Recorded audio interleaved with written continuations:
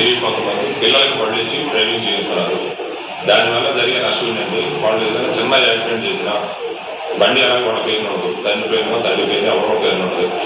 దాని మీద FIR register అయితే వాళ్ళు జులై కాబట్టి అలా కొట్టుకు ఎలా వస్తారు, బండి ఎవరి పేరు నుండి వాళ్ళు రిమాండ్ కొనాల్సి వస్తుంది. నాన్ పేరు కేసులు రిజిస్టర్ అవుతాయి.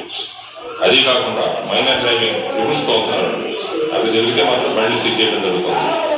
రెగ్యులర్గా బాగా నిజుడు నేను చూసింది ఏంటంటే లైసెన్స్ లేకపోవడం, ట్రిపుల్స్ డ్రైవింగ్, మొబైల్ డ్రైవింగ్, వీటికి ఫైన్ కూడా మేము గట్టిగానే వేస్తున్నాం.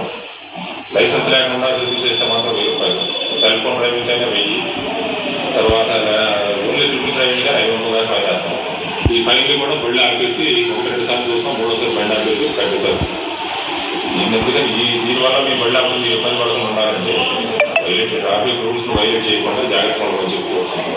ఈరోజు పరిస్థితుల్లో పిల్లలకి మాత్రం మైనర్ పిల్లలకి బండి ఇచ్చి వాళ్ళతో బండి తొలగించి మీరు ఇబ్బంది పడవచ్చు. ఇది చాలా ప్రమాదకరమైన చర్య.